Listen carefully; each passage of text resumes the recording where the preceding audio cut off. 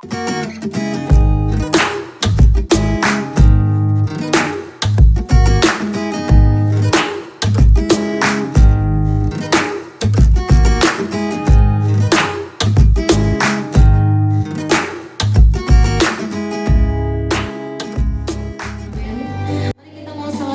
mau menikmati hadirat Tuhan sore hari ini. Kita mau menghampiri tahta Tuhan lewat pujian penyembahan kita. Sebelumnya kita mau berdoa. Sama-sama tundukkan kepala, kita mau satu dalam doa. Kami mengucap syukur Tuhan buat kasih dan anugerah-Mu di dalam kehidupan kami. Sungguh Engkau dahsyat dan luar biasa dalam setiap perbuatan-Mu. Biarlah sore hari ini Tuhan, kami rindu menyenangkan hati-Mu lewat pujian penyembahan kami. Kami mau bersyukur buat penyertaan dan perlindungan-Mu yang sempurna atas kehidupan kami. Tahun 2019 sudah kami lewati dan kami sudah berada di akhir bulan Januari, bahkan memasuki minggu pertama di bulan Februari 2020. Kami percaya Tuhan, penyertaan-Mu sempurna dan selalu rancangan yang terbaik bagi setiap kami. Kami tidak pernah meragukan akan kasih dan kuasa-Mu Tuhan. Kami percaya tahun 2020 kami akan berjalan bersama-sama dengan Engkau. Kami tidak akan pernah khawatir, kami tidak akan pernah takut, karena kami bersama Allah Immanuel, Allah yang selalu menyertai setiap kami. Kami percaya Tuhan, Kau sudah hadir tengah-tengah kami. Roh Kudus-Mu menjamah setiap hati kami, pribadi lepas pribadi Tuhan. Dan kami percaya saat pujian penyembahan dinaikkan, hadirat-Mu nyata di tengah-tengah kami.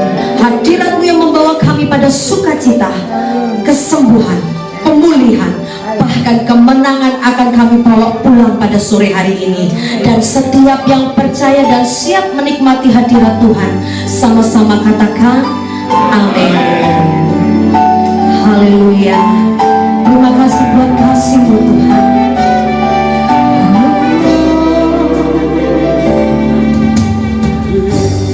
Dengan apa ku membalas kasih-Mu yang ku terima dari-Mu. Dengan apa ku membalas cinta-Mu, oh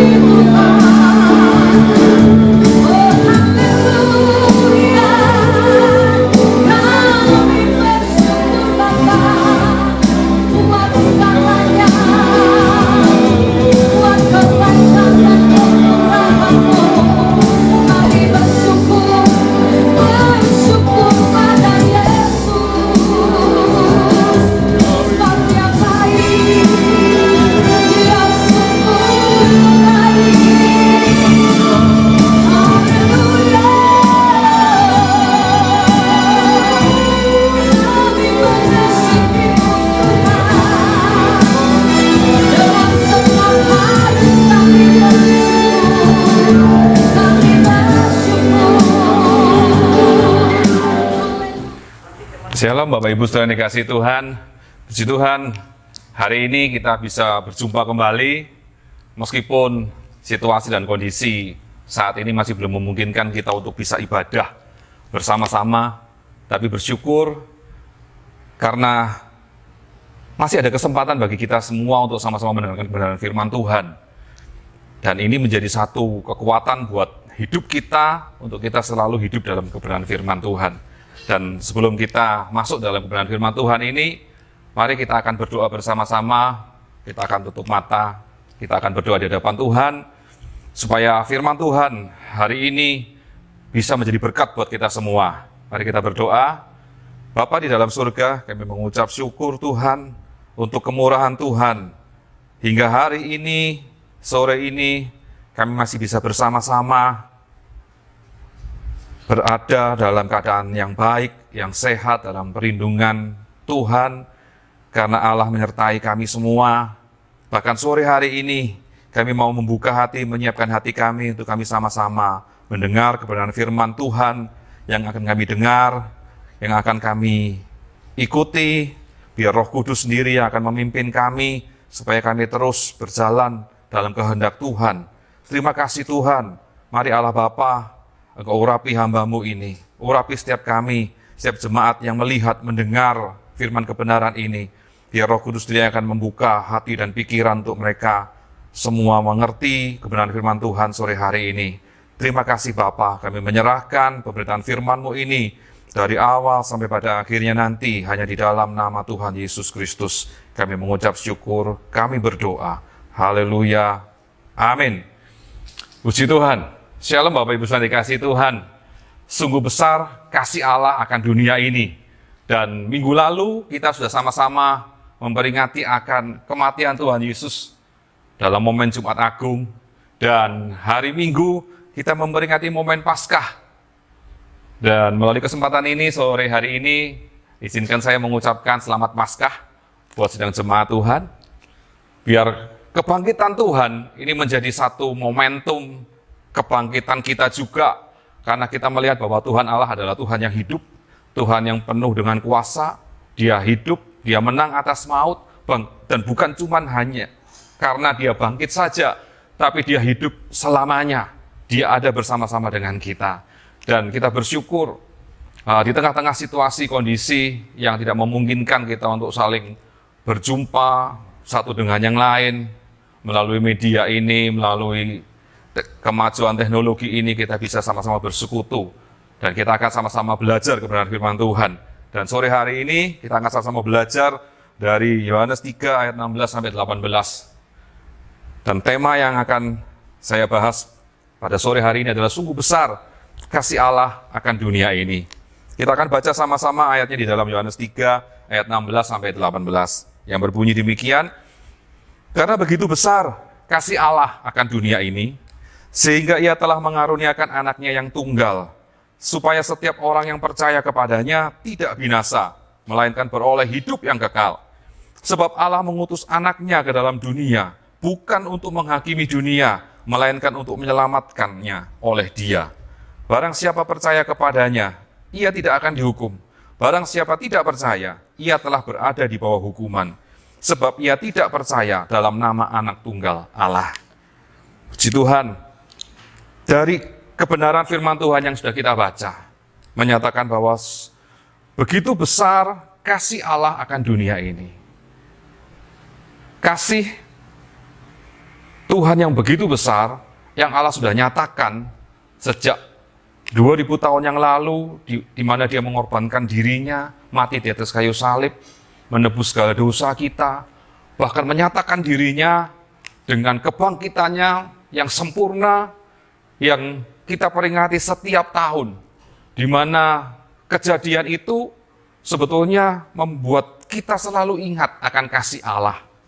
Dan bagi setiap orang yang percaya, setiap orang yang sungguh-sungguh percaya kepada Tuhan, kebangkitan Tuhan itu menjadi satu jaminan, pengharapan hidup yang kekal, bahwa suatu saat nanti kelak pun kita juga akan bersama-sama dengan Bapa kita di surga.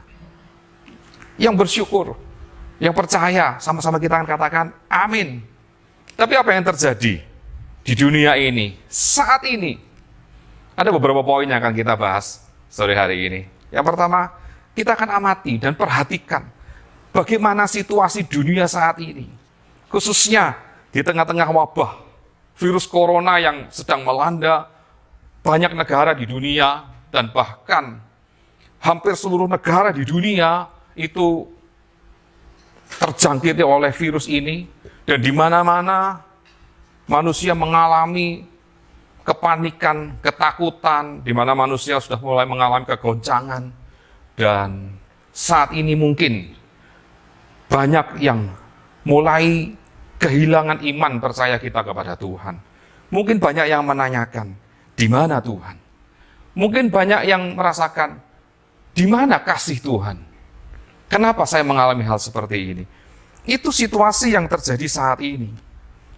Dan di tengah-tengah kondisi yang seperti ini, apakah kita bisa merasakan kasih Allah? Firman Tuhan dengan jelas mengatakan bahwa di saat-saat yang terakhir ini, di zaman-zaman yang terakhir ini, kasih kebanyakan orang akan menjadi dingin. Dan kenapa kasih itu menjadi dingin? Di dalam Matius 24 ayat 12, dan firman Tuhan yang mengatakan, dan karena makin bertambahnya kedurhakaan, maka kasih kebanyakan orang akan menjadi dingin. Kedurhakaan itu akan semakin bertambah-tambah. Dan ini bukan sesuatu hal yang tidak terjadi.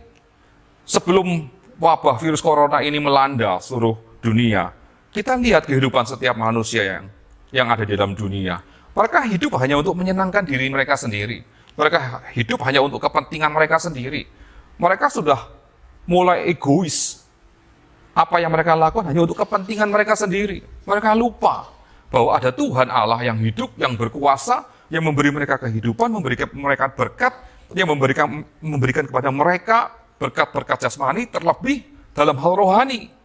Karena berkat rohani ini yang membuat kita memiliki semangat untuk tetap hidup, bertahan dalam kebenaran firman Tuhan, khususnya bagi setiap orang yang percaya kepada Tuhan. Iman ini jangan sampai goyah. Tapi sudah dituliskan di dalam 2 Timotius 3 ayat 1-5. Di sana dikatakan bahwa, ketahuilah bahwa pada hari-hari terakhir akan datang masa yang sukar. Manusia akan mencintai dirinya sendiri dan menjadi hamba uang.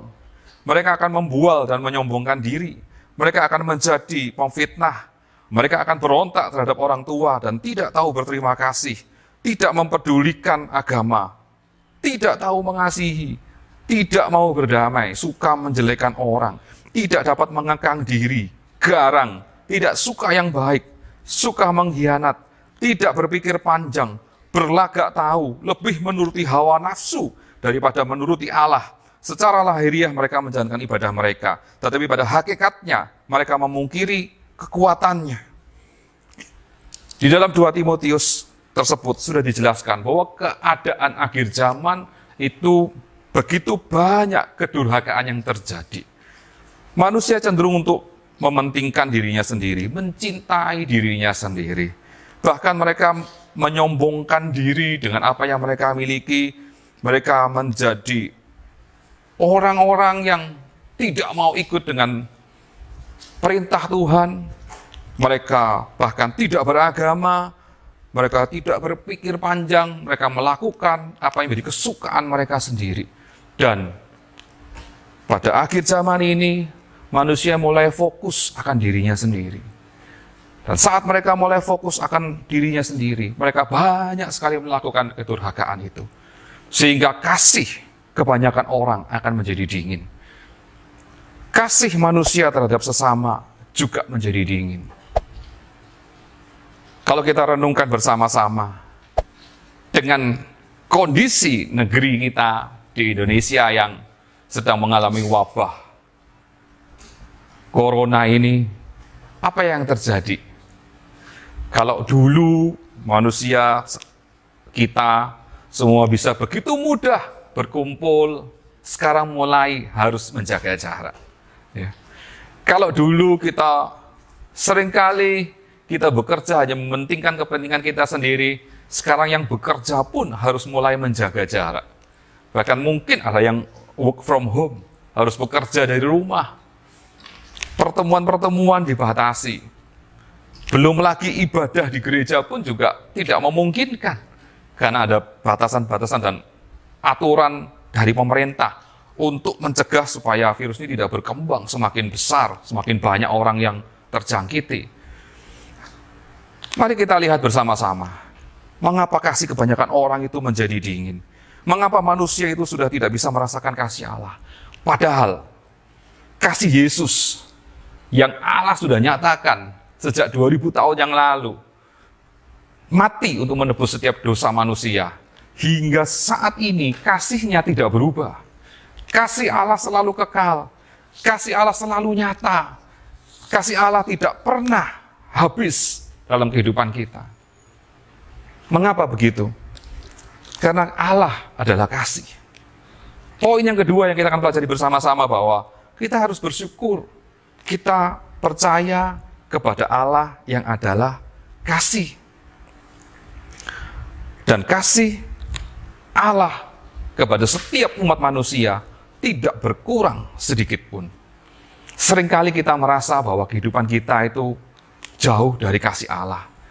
Seringkali dalam kehidupan kita sebagai manusia itu kita merasa kurang dikasihi. Seringkali dalam kehidupan kita sebagai manusia ini kita membutuhkan perhatian dari saudara yang lain, membutuhkan satu kehidupan sosial di mana manusia satu dengan yang lain itu saling berinteraksi. Kita membutuhkan teman untuk curhat, kita membutuhkan teman untuk diajak diskusi, kita membutuhkan orang lain, bahkan kita membutuhkan satu kelompok tim untuk kita bisa bekerja bersama-sama. Nah, kebutuhan akan kasih ini sebetulnya adalah kebutuhan yang hakiki. Di mana kalau kita mengenal Allah dengan benar, kita memahami arti kasih yang sesungguhnya, maka kita pun akan bisa mengasihi sesama. Dan kasih Allah yang begitu besar, yang Allah sudah nyatakan dalam hidup kita, itu menjadi satu contoh model role kasih yang tidak pernah habis, tidak pernah berkesudahan. Kasih setia Allah selalu baru setiap pagi. Oleh karena itu, mari dalam hidup kita mulai mengingat kembali akan kasih kebaikan Tuhan ini. Poin yang kedua, kita harus belajar bersyukur senantiasa untuk segala kebaikan Tuhan. Mengingat akan segala kasih-Nya. Karena kasih Allah sungguh-sungguh amat besar buat dunia ini. Buat setiap kita manusia yang ada dalam dunia ini. Dan menjadi satu tujuan dan kerinduan hati Tuhan. Supaya setiap orang yang belum mengenal Tuhan, yang belum percaya kepada Kristus, itu bisa merasakan, bisa mengenal kasih Tuhan ini. Sayangnya, sebagai seorang yang percaya kepada Tuhan, sebagai seorang Kristen, seringkali kita cuma tahu saja. Kita cuma mendengar, kita membaca bahwa kasih Tuhan abadi, kasih Tuhan kekal, kasih Tuhan tidak berubah. Tapi sayangnya kita hanya tahu saja. Kita hanya mendengar dan membaca saja. Tapi kita tidak merasakan sendiri, tidak mengalami sendiri, bahkan tidak mengerti dan memahami sesungguhnya kasih Allah yang kekal dan besar itu terjadi atas hidup kita. Bapak Ibu saudara yang sudah percaya kepada Tuhan Yesus Kristus, mari kita belajar untuk mengerti dan memahami kasih ini. Dalam firman Tuhan di dalam Yohanes 3 ayat 16-18 yang tadi kita sudah baca bersama-sama, bahwa Yesus sudah mengaruniakan anaknya yang tunggal, supaya setiap orang yang percaya kepadanya tidak binasa, tapi beroleh hidup yang kekal. Mari kita percaya kepada kasih-Nya. Mari kita percaya kepada Yesus yang adalah kasih. Mari kita percaya bahwa kasih Allah itu selalu ada dalam kehidupan kita. Bagaimana implementasinya dalam hidup kita? Bagaimana kita bisa tahu bahwa kasih Allah itu selalu ada dalam hidup kita? Padahal dalam hidup kita ini penuh dengan warna, penuh dengan ragam kejadian, ragam keadaan. Kita mungkin mengalami kesedihan. Kita mungkin pernah mengalami kekecewaan. Kita mungkin pernah mengalami hal yang menyakitkan saat kita ditinggalkan oleh orang yang terkasih. Lalu di mana kasih Allah pada saat kita mengalami hal-hal yang membuat kita berduka cita? Nah, ini yang perlu kita perhatikan bersama-sama. Saat kita mengalami hal-hal yang seperti itu, kekecewaan, kesedihan, bahkan kemarahan, bahkan hal-hal yang membuat kita putus asa, kita harus selalu mengingat akan kasih Tuhan. Kalau ada satu lagu pujian yang mengatakan, ingat kasih-Nya, ingat kebaikannya, dan anugerahnya, selamatkanku. Kasih Allah tidak berkesudahan. Saat kita mengalami kesedihan, saat kita mengalami kedukaan, saat kita mengalami kekecewaan, mari kita mengingat betapa besar kasih Allah akan hidupmu. Betapa besar kasih Allah yang mengaruniakan anaknya yang tunggal itu untuk datang ke dunia, mati di atas kayu salib, menebus segala dosa kesalahan kita, bahkan dia sudah bangkit naik ke surga, menjadi Allah Tuhan yang hidup. Di mana pada saat kita percaya bahwa Allah yang kita sembah adalah Allah yang hidup, maka kekecewaan kita, sakit hati kita cuma tinggal nyatakan kepada Tuhan, Allah yang hidup itu.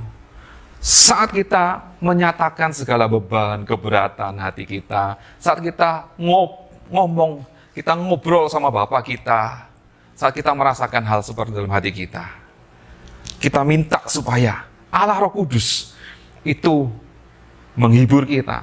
Kita minta supaya kekuatan dari Allah itu turun atas hidup kita.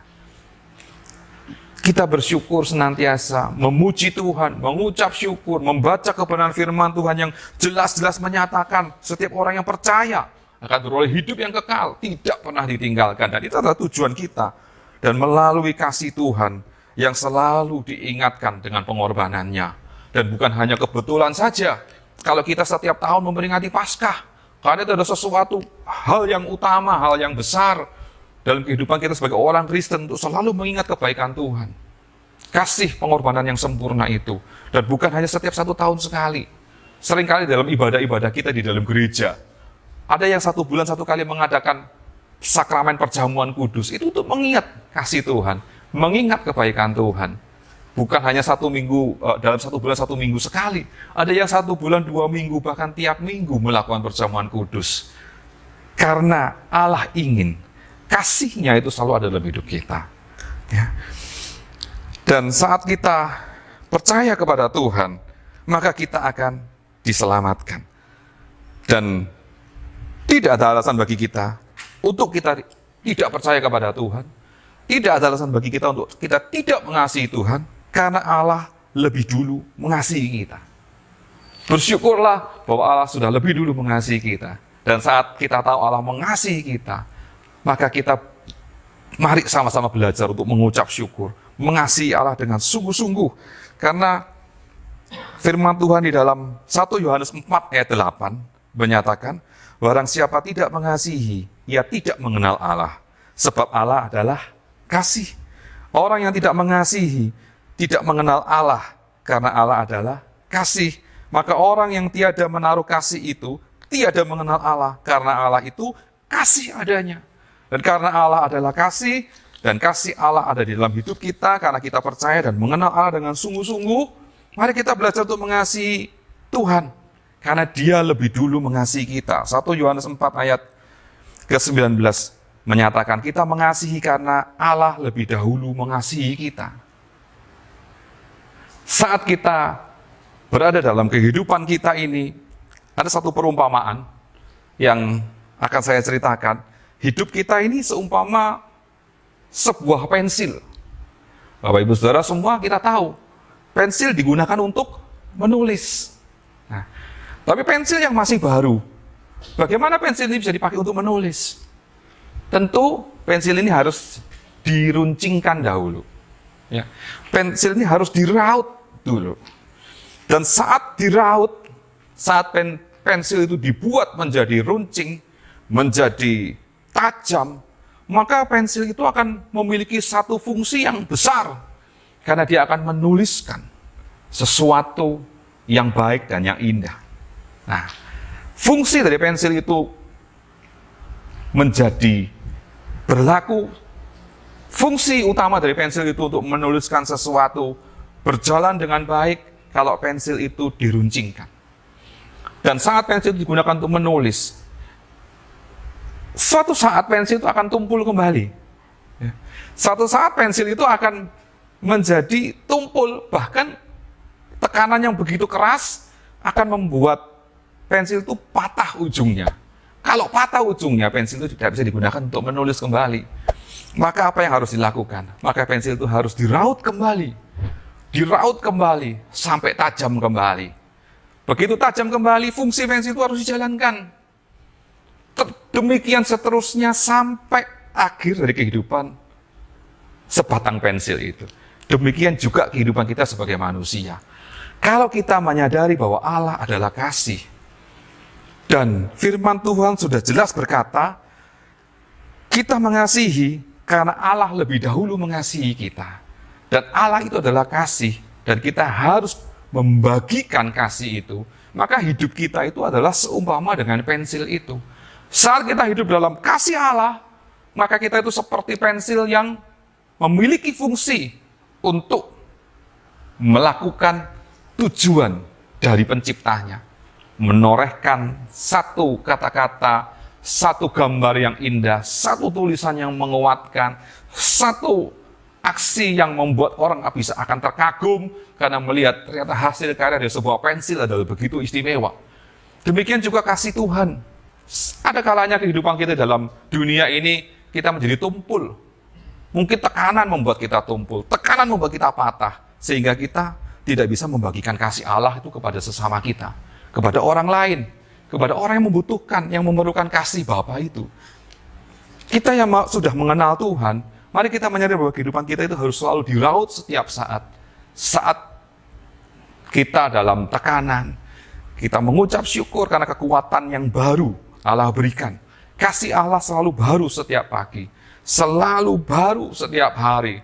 Kita tidak akan kekurangan kasih Allah itu. Nah, bagaimana? Poin yang ketiga, yang akan kita pelajari sama-sama. Kita yang sudah menerima kasih Allah, mengerti kasih Allah, memahami kasih Allah, mari kita memberkati orang yang lain dengan kasih Allah. Karena dunia ini sudah kehilangan kasih. Kasih itu sudah menjadi dingin. Kedurhakaan ada di mana-mana. Manusia hanya mementingkan diri sendiri. Bagaimana manusia bisa mengalami kasih Allah kalau tidak ada yang memulai untuk membagikan kasih buat sesama kita. Menjadi tugas kita untuk sama-sama kita memberitakan dan mengajarkan kasih Allah itu kepada sesama manusia. Nah, firman Tuhan mengatakan 4 ayat 19 sampai 21. Ya. Kita mengasihi karena Allah lebih dahulu mengasihi kita. Jikalau seorang berkata, aku mengasihi Allah dan ia membenci saudaranya, maka ia adalah pendusta. Karena barang siapa tidak mengasihi saudara yang dilihatnya, tidak mungkin mengasihi Allah yang tidak dilihatnya. Dan perintah ini kita terima dari Dia. Barang siapa mengasihi Allah, ia harus juga mengasihi saudaranya. Berarti sudah jelas bahwa kita harus mengasihi. Kita yang harus memberitakan kasih itu kepada sesama kita, kepada saudara kita, kepada teman-teman kita, kepada anggota keluarga kita yang lain yang belum mengenal kasih Tuhan, kepada setiap orang yang membutuhkan kasih itu. Bahkan di dalam Roma 10 ayat 13 dan 14. Saya bacakan bersama-sama. Roma 10 ayat 13, sebab barang siapa yang berseru kepada nama Tuhan akan diselamatkan. Ya. 14, tetapi bagaimana mereka dapat berseru kepadanya jika mereka tidak percaya kepada Dia? Bagaimana mereka dapat percaya kepada Dia jika mereka tidak mendengar tentang Dia? Bagaimana mereka mendengar tentang Dia jika tidak ada yang memberitakannya? Firman Tuhan sudah jelas mengatakan bahwa harus ada orang-orang yang sungguh-sungguh mengasihi Tuhan, mengerti dan memahami kasih Bapa itu, melakukan tugas untuk memberitakan Injil, supaya setiap orang yang belum mendengar, bahkan belum tahu tentang kasih Allah, mereka akan mendengar kasih Allah itu. Dan mereka yang sudah mendengar kasih Allah, mereka makin memahami kasih Allah. Dan mereka makin memahami kasih Allah, mereka hidup dalam kasih Allah. Dan mereka belajar untuk mengasihi Allah, karena Allah lebih dulu mengasihi kita. Dan saat kasih Allah ada di dalam setiap orang-orang yang sungguh-sungguh percaya kepada Tuhan, maka orang-orang yang ada dalam kasih Allah ini bisa menjadi api yang akan membakar sekelilingnya, memberikan kehangatan kasih Allah itu kepada orang-orang yang membutuhkan. Mengapa manusia menjadi durhaka? Mengapa manusia menjadi fokus hanya kepada dirinya sendiri, mementingkan dirinya sendiri, apa yang dilakukan hanya untuk kepentingannya sendiri? Karena mereka kehilangan kasih. kehilangan kasih dari saudara-saudaranya, kehilangan kasih dari rekan-rekannya, dari anggota keluarganya. Tugas kita yang firman Tuhan sudah katakan, bagaimana mereka bisa percaya kepada Tuhan kalau tidak ada yang memberitakan. Bagaimana mereka bisa percaya kepada Tuhan kalau tidak ada yang menyampaikan. Maka tugas kita untuk melakukan tugas ini. Mari di dalam kondisi seperti ini, saat kita menyadari bahwa kasih Allah dalam hidup kita, saat kita menyadari bahwa Allah sungguh-sungguh mengasihi dunia ini, mari kita memiliki hati seperti Bapa, memiliki hati seperti Allah yang mengasihi dunia ini, dan kita mau melakukan satu tindakan yang nyata dalam hidup kita ini untuk mengasihi orang-orang yang belum mengenal kasih Bapa. Mari kita melakukan dengan satu tindakan yang nyata itu. Di dalam Yakobus 1 ayat 27.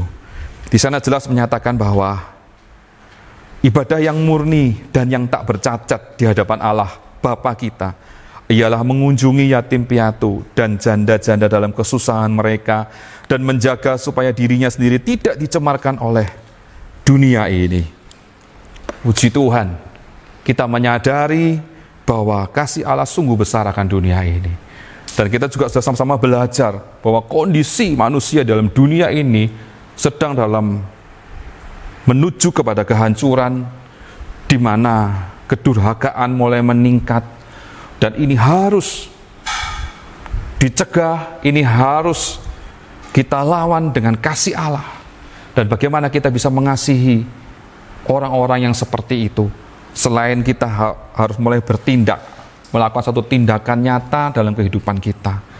Seperti firman Tuhan katakan, kita mengunjungi orang yatim piatu, kita mengunjungi janda-janda dalam kesusahan mereka, kita mau membuka diri kita, berbagi kasih dengan mereka yang membutuhkan, karena Allah adalah kasih. Allah mengasihi mereka semua, dan saat kita percaya kepada Tuhan, maka kita harus mengasihi mereka juga. Dan ini menjadi tugas kita bersama-sama. Karena itulah yang menjadi nilai dari kehidupan kita nanti di surga. Apakah engkau mengasihi aku? Apakah engkau mengasihi aku dengan sungguh-sungguh, kata Tuhan? Apakah engkau mau membagikan kasih itu buat mereka yang membutuhkan kasih? Saya yakin banyak di antara kita yang punya teman, yang punya saudara, yang punya kerabat yang memerlukan Yesus Tuhan, yang memerlukan kasih Allah yang bisa kita sampaikan kepada mereka melalui kata-kata kita yang menguatkan iman mereka, melalui kata-kata kita yang bisa kita ambil dari firman Tuhan untuk menghibur hati mereka, untuk memberi mereka kekuatan iman, kata-kata yang bisa kita ambil dari kebenaran firman Tuhan yang kita sampaikan kepada mereka untuk mereka percaya kepada Tuhan Yesus. Puji Tuhan, kasih Allah akan mengubah dunia ini. Kasih Allah akan memenuhi kita semua. Ada satu lagu pujian juga yang cukup lama, yang saya ingat bahwa kasih Tuhan itu mengubah segalanya. Di mana referen lagu ini mengatakan, kasih Tuhan memulihkan, kasih Tuhan memperbarui, kasih Tuhan mau mengampuni, kasih Tuhan mengubah segalanya. Sekali lagi, kasih Tuhan memulihkan. Hanya kasih Tuhan yang bisa memulihkan keadaan kita semua. Kasih Tuhan memperbarui. Hanya kasih Tuhan yang membuat hidup kita selalu penuh dengan ucapan syukur, yang membuat roh kita selalu diperbarui dan diberi kekuatan oleh Allah setiap hari, setiap saat. Kasih Tuhan mau mengampuni apapun dosa, apapun kesalahan Bapak Ibu Saudara yang dilakukan yang waktu masa lalu, dan bahkan hingga terakhir. Mungkin Bapak Ibu Saudara melakukan satu hal yang berdosa di hadapan Tuhan dan di hadapan manusia. Mari kita mengakui di hadapan Tuhan, Tuhan ampuni aku, Tuhan sucikan aku. Kami perlu kasih-Mu untuk memperbaharui, untuk menyelamatkan. Kasih Tuhan mengubah segalanya. Biar kasih Tuhan ini mengalir dari hidup kita, biar kasih Tuhan ini membuat hidup kita menjadi berkat buat sekeliling kita. Puji Tuhan, Tuhan Yesus memberkati kita semua. Biar sore hari ini kita diberkati oleh firman kebenaran ini, bahwa kasih Tuhan akan mengubah segalanya. Kita ambil bagian dalam satu tindakan kasih di tengah-tengah situasi dunia yang sudah semakin buruk, yang sudah semakin kehilangan kasih ini, dengan satu tindakan nyata, kita bagikan kasih itu buat sesama kita. Puji Tuhan, Tuhan Yesus memberkati kita semua sore hari ini. Mari kita akan berdoa, sekali lagi kita minta di hadapan Tuhan, supaya kasih Tuhan yang akan memulihkan segalanya dalam hidup kita. Mari kita tunduk kepala, kita berdoa bersama-sama. Bapa di dalam surga, kami mengucap syukur Tuhan, kalau sore hari ini kami sudah mendengar, kami menyadari bahwa kehidupan umat manusia di bumi ini bertambah-tambah buruk keadaannya, di mana kedurhakaan semakin bertambah-tambah, kejahatan merajalela di mana-mana. Ada banyak orang yang kekurangan, yang membutuhkan pertolongan, yang membutuhkan uluran tangan dari setiap orang yang memiliki kasih Tuhan. Mari Bapa di surga, sore hari ini Engkau gerakkan setiap hati kami, untuk kami memiliki hati seperti Engkau Bapa.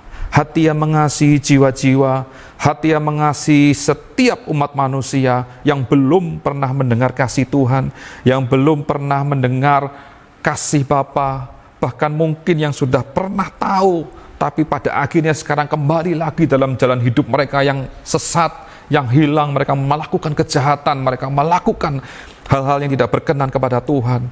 Mari Bapa, melalui kebenaran firman Tuhan yang kami dengar sore hari ini, ajar kami yakin, kami percaya bahwa kasih Tuhan itu sudah ada dalam kehidupan kami, dan kasih Tuhan ini yang terus akan menggerakkan kami semua, setiap orang yang percaya kepada Tuhan, yang sungguh-sungguh untuk kami bertindak dengan iman kami, dengan perbuatan kami, untuk kami menjangkau mereka, menceritakan tentang kasih Tuhan, menghibur mereka yang lelah, menolong mereka yang membutuhkan pertolongan.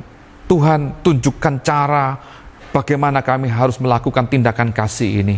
Kami yakin, kami percaya ada banyak kesempatan buat kami saat ini untuk kami menyelamatkan banyak jiwa bagi Tuhan. Kami mau memberikan semua itu untuk Tuhan, supaya setiap orang bisa mengenal kasih Tuhan. Memberkati setiap jemaat Tuhan yang mendengar, yang melihat pemberitaan firman Tuhan sore hari ini. Memberkati mereka semua dengan kasih Bapa yang tidak pernah berkesudahan, dulu, sekarang, sampai selama-lamanya. Kasih Tuhan yang selalu baru setiap hari, setiap pagi, ada di dalam kehidupan setiap orang yang percaya dengan sungguh-sungguh. Ada damai sejahtera, sukacita yang berlimpah-limpah itu terjadi dalam kehidupan setiap rumah tangga, setiap orang yang percaya kepada Tuhan Yesus. Terima kasih Bapa, terima kasih. Terus Tuhan jagai, lindungi kami. Jauhkan kami dari segala sakit penyakit apapun, jauhkan dan lindungi kami dari segala marah bahaya dan ancaman apapun. Kami percaya kuasa darah-Mu dan bilur-Mu itu yang sudah menyembuhkan, memulihkan, bahkan memberkati kehidupan kami, menjadi satu kehidupan yang penuh dengan pengharapan di dalam Tuhan, menjadi satu kehidupan yang selalu optimis dalam Tuhan, menjadi satu kehidupan yang memiliki jalan yang jelas, jalan yang benar, karena kami melihat bahwa Yesus Tuhan adalah Allah yang hidup dan hidup sampai selama-lamanya. Tuhan Yesus memberkati kami semua. Kami mengucap syukur hanya di dalam nama-Mu. Kami berdoa. Haleluya. Amin. Tuhan Yesus memberkati kita semua.